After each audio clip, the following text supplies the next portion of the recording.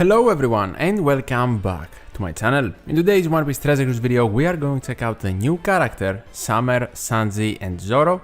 It is a new legend and will be coming out tomorrow for One Piece Day, for the 25th anniversary of One Piece. We will also get Raid Jinbe, definitely subscribe for teams on that raid, but with these 3 new Straw Hats we get the full batch of 10 for the summer units.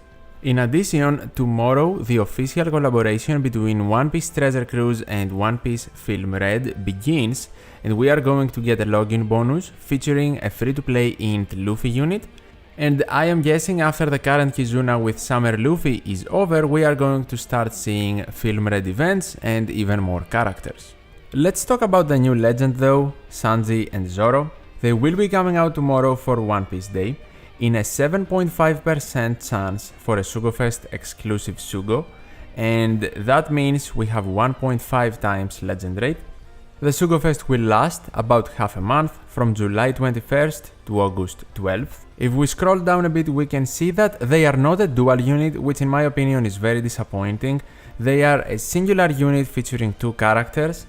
They are also decks, but before we see what they exactly do and what their abilities are, we can see info on the SugoFest here, and we are going to have 50, yes, you heard me right, 50 steps, which is insane, especially if we consider that Zoro and Sanji, the new legend, is guaranteed in multi 25.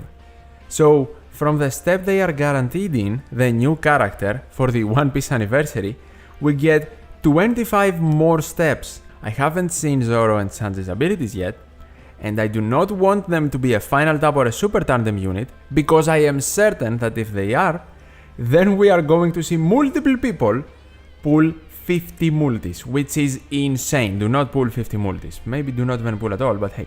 Now, we go to the SugoFest exclusive characters that are available. Here they are. Nothing crazy really. For me, it's horrible. I'm not gonna pull probably. And we have a limited pool as well, and the rate boosted units. So I guess this is enough proof that this is nothing special really, not even a 2 times SugoFest. And yes, some good characters are available here as legends in the limited pool, but it will always depend on what you have anyway. And do not forget, Zoro and Sanji are not just a limited legend, they will be available going forward. Let's check out their abilities, see what they do, and if they are even worth considering pulling in the SugoFest for. Now, they are a Dex Super Type unit, okay? They are not Super Tandem or Final Tap. And we have 50 multis. Okay, Bandai, you do you. We see int damage reduction, and they are Dex, which makes absolutely no sense. Critical hit and pinch healing.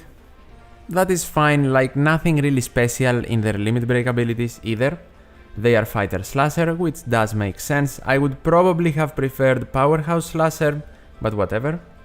For their Captain ability, they boost Dex by 5.25, they boost Psi by 5.4, so they boost the color they give Super Type to less.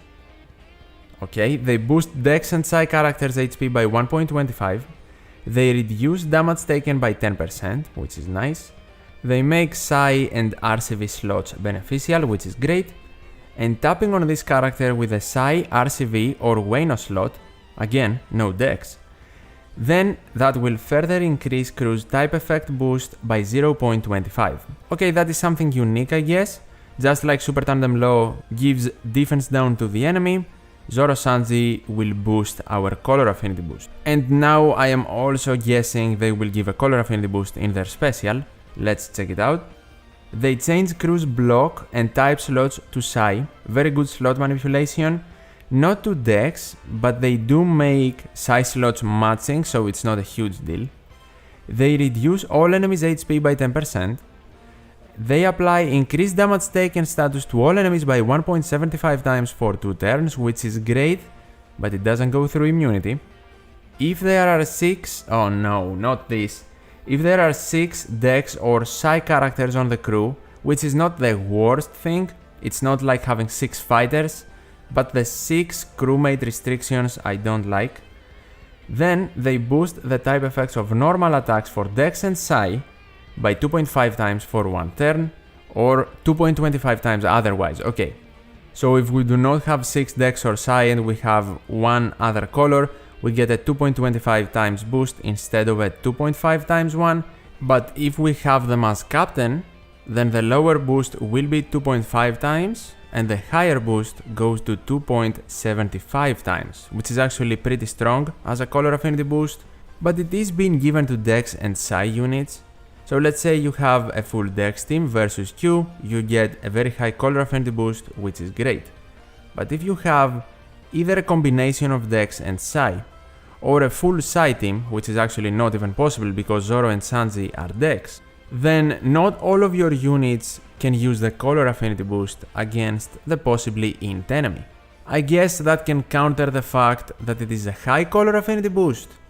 But yeah, obviously, in a full Psi team, if they are the only Dex unit, they cannot work optimally. As a captain, they cannot even give super type to Psi units, so the Dex Psi combination is a bit weird, I have to admit. Dex Psi is also the combination they had in their first treasure map dual unit, and of course it also ties into the rest of the Summer Straw Hats, which are all either Dex or Psi. Let's check their super type as well. They need either Luffy, Nami, Usopp, Chopper, Robin, Frankie, Brook or Jinbe on the crew, so the rest of the Straw Hats. And they deal 100 times character's attack in non-type damage to all enemies, whatever. They reduce Dex and Psi characters' special charge time by 1, okay? And they boost the chain multiplier by plus 1.5 for one turn. Okay, the chain boost for 1.5 is very good. The special cooldown reduction from a super type without resisting it in a unit if you need it is also great, and the damage is negligible in majority of situations.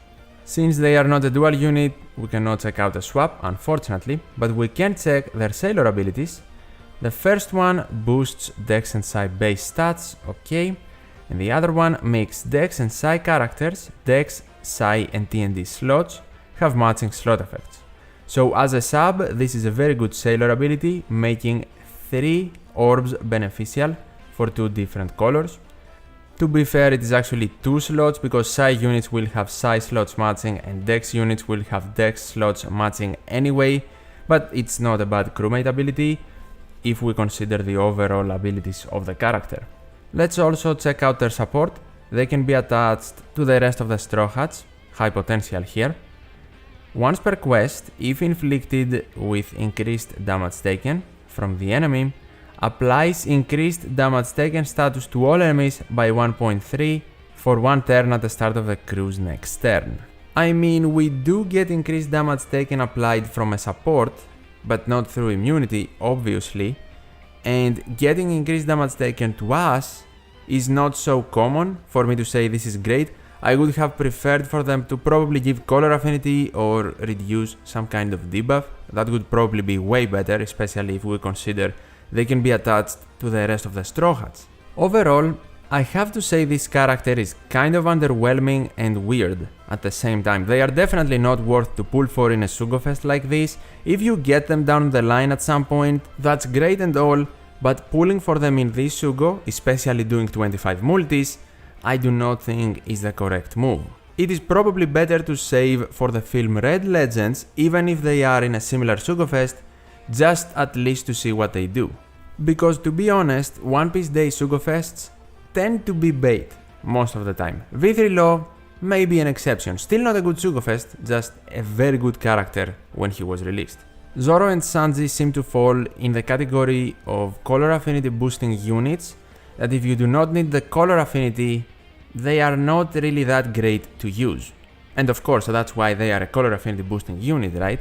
But if especially the enemy has full immunity and you cannot get increased damage taken, you are not really going to use Zoro Sanji just for the special cooldown reduction and the slot manipulation. Slot manipulation is great, but you can find it in another unit and maybe even get other utility you need or more damage boosting. A good counter example to this situation is the Oiran trio from the anniversary. They are a color affinity boosting unit, but they also give you overheal and remove 8 turns of attack down and paralysis. So even if you do not need the color affinity boosting, they can definitely be used for utility outside of it. Also, please someone explain to me in the comments. I understand the Dex and Psi combination, okay, but why does a Dex super type unit need int damage reduction as a limit break ability? I think that limit break ability alone tells you do not really need to pull for this character in their debut Sugo Fest. That is my opinion, you can share yours in the comments down below. Tell me what you think about the unit, do you like it or do you kind of agree with me? Also, if you enjoyed this discussion, definitely leave a like. For more OBTC content, you can subscribe to the channel. And if you haven't yet found your teams for Kizuna Luffy, on the left you can see 10 teams against the normal bosses and 6 teams against the super bosses on the right. As always, thank you so much for watching, take care, and I'll see you in the next one.